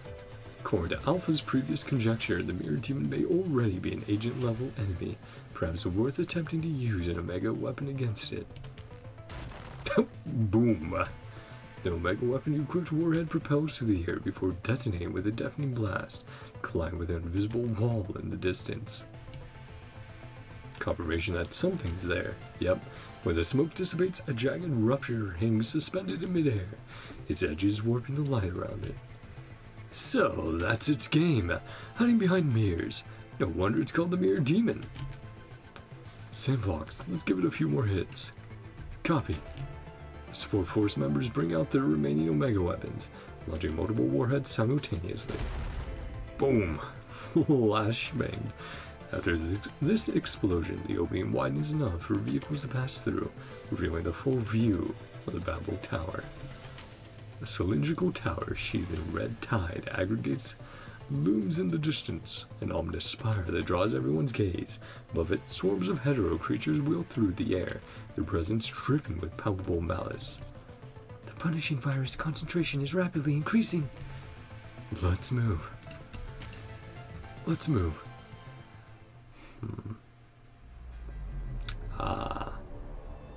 Top of the Babel Tower. This is a very similar shot to what we have in the art for the event. A gaunt middle-aged man stands atop the tower, his gaze fixed on the approaching group in the distance. People from Babylonia. Among the group of constructs, 2 white-haired men in long coats stand conspicuously apart. Are they the sons of Sparta? I should have known that other demons would also come to this world. His eyes narrow slightly as he recalls the sight. The 2 sons of Sparta locked in battle within the demon world. Yeah, their demon forms, their STTs. Back then it was just a nameless demon among Hello's legions, but now it has claimed power beyond its former wretchedness. But it's too late now. Even the sons of Sparta cannot stop the power of demons merged with the Ascension Network. Moreover, I still hold a trump card. The emaciated man turns his gaze, locking onto the figure looming in the shadows, breathing an aura of seething darkness, white hair, a dark blue coat, and a face identical to Vergil's. Mirror Vergil. A being forged from memories and the red tide. Tall as hell, question mark. Mirror images are always interesting, aren't they? Thomas, who can no longer be called human, waves its hand in a gentle motion. At its command, the swarm of hetero creatures churning in the air surges forward, a writhing tide descending upon the distant group. Kill them all. Leave no survivors. Having done all this, the man stands motionless, savoring the imminent battle, eagerly waiting the coming symphony of agonized screams and hetero creatures' shrieks.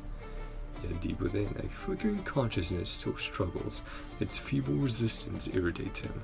Silence, human! Your will is utterly powerless against my power. Sure about that. Next moment, a splitting pain lances through its head. Its body crumbles to the ground as its face twists in agony, tears spilling over. Laika! I have to save Laika! Shut it! Just as quickly, the anguish fades, replaced once more by that mask of malice. Yes, Laika, you've reminded me. I'll send out some hetero creatures to track down Laika. I'll bring her back so this body can end it once and for all. End it. You notice Dante beside you, gazing into the distance. Anything wrong, Dante? I think someone's up there, at the top. Lee quickly transforms his composite armaments into sniper mode, peers through the scope at the top of the tower. There's indeed someone there. High resemblance to Thomas from our intel. High resemblance to Thomas from our intel. Dante glances at Vergil beside him, then gestures toward the composite armaments in Lee's hand. Yeah, I've got a similar devil arm that can transform into 666 different modes. Shut up already. The hetero creatures are on the move. They're closing in. The mirror demon knows we're here. Prepare for combat. Like a plague of locusts, countless hetero creatures swarm toward the convoy. Full speed ahead! Roger. Bang, bang, bang. Roof-mounted machine guns roar to life, bullets ripping through the horde of hetero creatures. The three transport vehicles lurch forward, towers grinding through gore and shattered limbs as they fight for every inch of ground. As the hetero creatures grow in number, Grey Raven leaps into the fray and begins to eliminate the enemies. The battle rages on, and now your group has covered half the distance to the Babel Tower.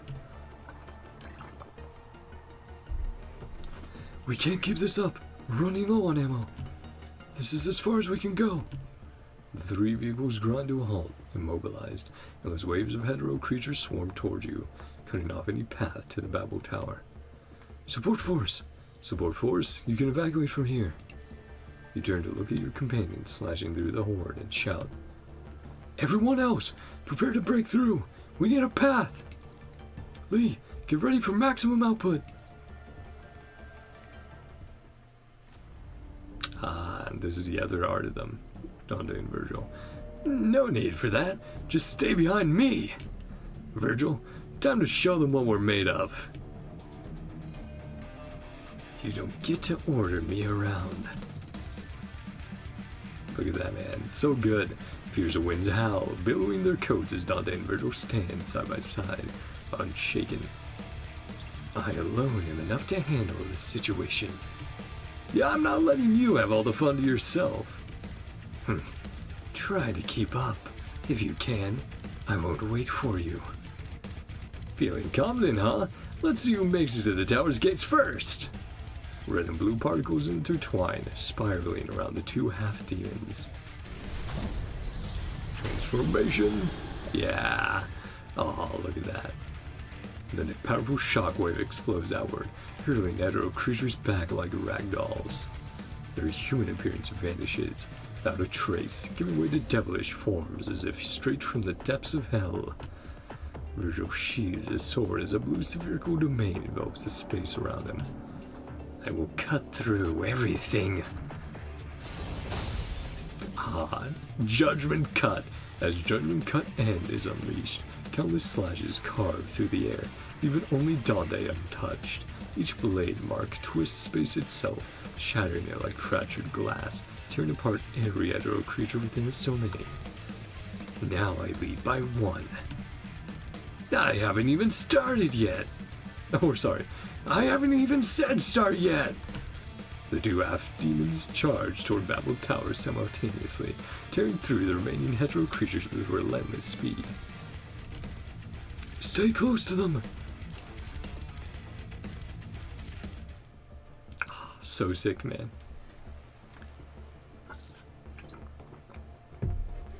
Probably have enough for one more part. Let's do this. Jackpot. The spell. Yeah. Let's do this one and then we'll wrap up for the night.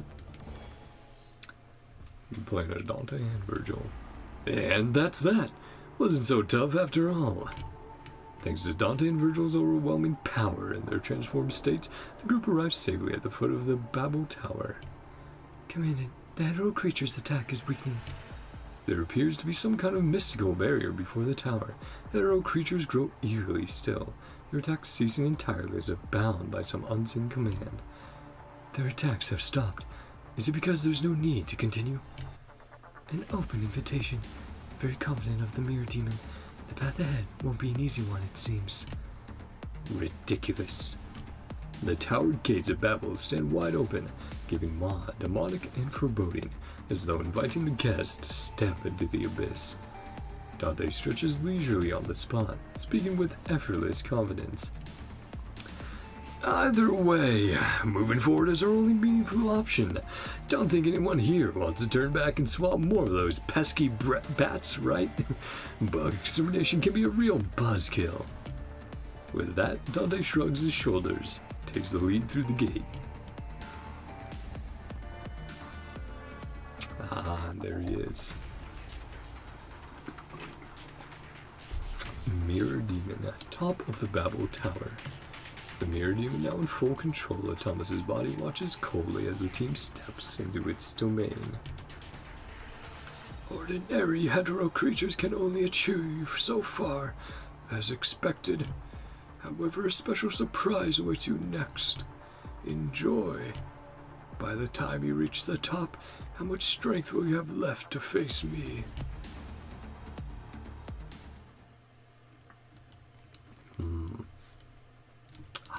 Art's still so sick, man. The gates of the Babel Towers swing shut behind the group, cutting off the clamor of hetero creatures outside.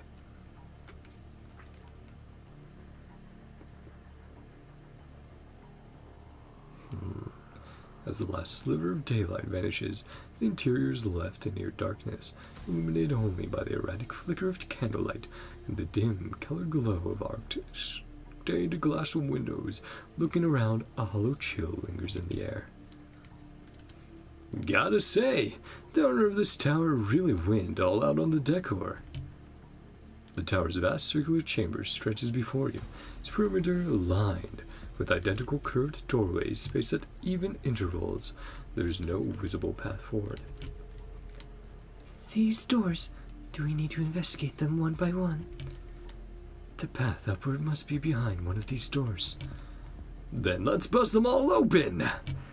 With that, Dante casually opens a door beside him. Hey! The air suddenly falls silent. Bullets are chambered, blades unsheathed. The team's vigilance reaches its peak in this moment. Even Dante catches himself, realizing his earlier actions were quite rash. As the door creaks open, a hazy mirror appears before everyone. Dante's silhouette, framed against the doorway, twists eerily in the reflection. He steps closer, inspecting the mirror, only to find nothing and turn back to the rest of you. Just some boring mirror trick.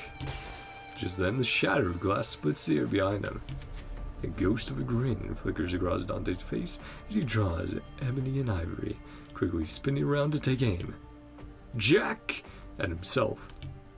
But someone moves faster than him. Phantom blue energy swirls and solidifies into mirage blades, hurling toward the hetero creature as it claws free from the shattered mirror. Okay, so not a reflection of him, just another hetero creature, but Vergil interfering. The blades strike true, pinning it firmly to the wall. Come on, you know I could have handled that. What does that mean? I simply don't want to hear that word from you, Jackpot. That word? Is that word? Is it some kind of magical spell? At these words, Alpha in the distance can't help but cast curious glances at Dante and Vergil. Actually, I'm curious about that too. Listen guys, you got it all wrong. There's no magic spell like that. The half-demon brothers have already demonstrated various extraordinary abilities, piquing everyone's curiosity. I've been meaning to ask about your transformation. Oh, that's our sin devil trigger form. After all, Vergil and I are half-demons, you know? Just cutting through, your group continues to open doors one by one, eliminating any hetero creatures that appear behind them while communicating till an upward staircase is finally found. Commandant, it's here. Just then, Vergil steps in front of Liv. Back up. Something's wrong. His warning comes not a second too soon. A blood-curdling howl rips through the air, and a blur of black shadow explodes from the curved staircase, lunging over with terrifying speed. Bang! But a red figure moves even faster. A greatsword cleaves through the air, striking the hetero creature midway and hurling it back with brutal force. Now that's what I call jackpot! He got it in there.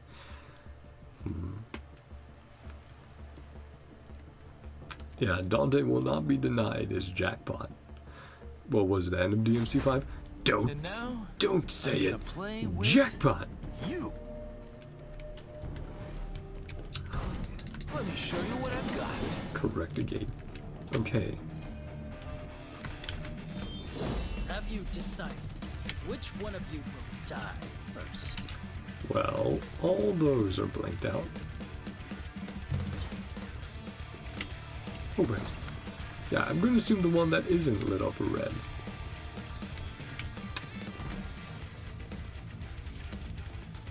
Oh, well done. Okay, cool.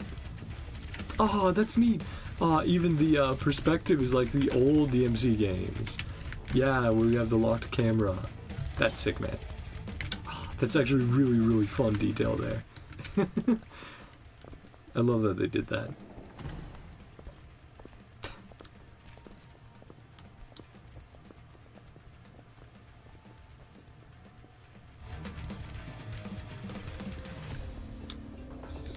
Same rules apply.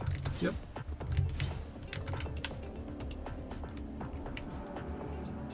I think that's correct, but I actually have an enemy to face. Fenrir. I don't like the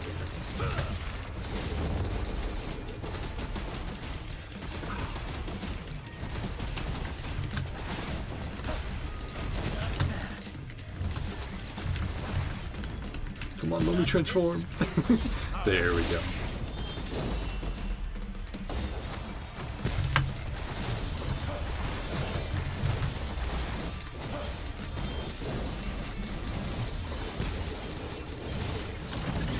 There we go. Then let's switch to Dante.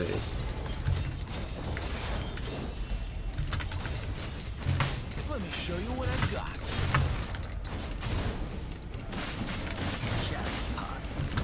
Now the fun begins.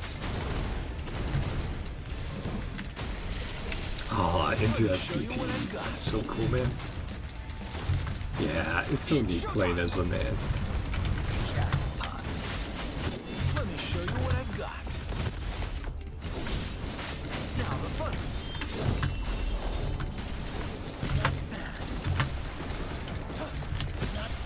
Oh, come on. I keep feeling like I'm dodging correctly and then Vergil's like, not bad. I'm like, darn it, guess I'm not. It's okay. Again, I'll do the tutorial and figure out their combat before the next stream.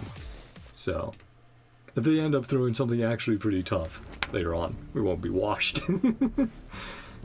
That's the last one. Phew, these bats are such a pain to deal with. Sandfox holsters his gun, watching as the distant hetero creature plummets to the ground. After escorting Commandant's group into the Babel Tower, the support force begins its return journey toward New Oakley. Wizard, take inventory for combat supplies. You don't have to tell me twice, I'm already on it. We lost contact with Commandant's group after they entered the tower. Wonder if everything's okay. They've got it. Not our job to... What the f... Why are you starting all of a sudden?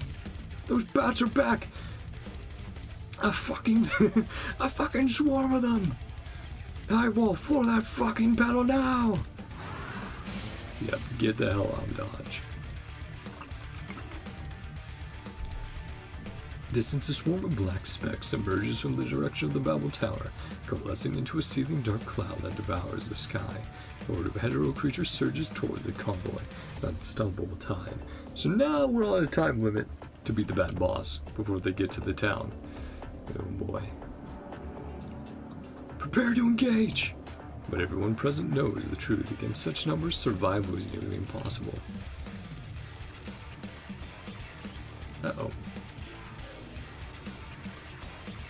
As the shadow looms closer and bullets tear through the swarm, Support 4's members begin to notice something off. Yeah, they're not coming after you.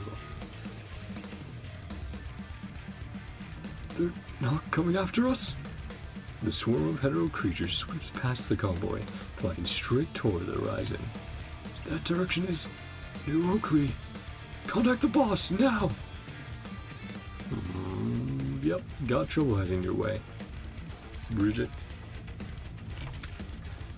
Quick, leave anything that's not important. Elders, children, and other non-combatants get in the cars first. Where are the other task force members? Mayor Max watches the townspeople evacuate in panic, his brow deeply furrowed. I hope there is still time for everyone.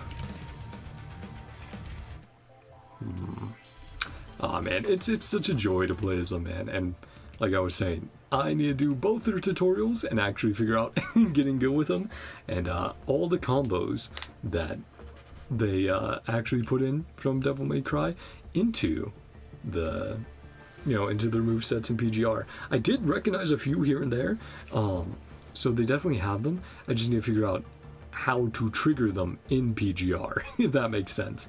But yeah, I can't wait to continue this on another stream.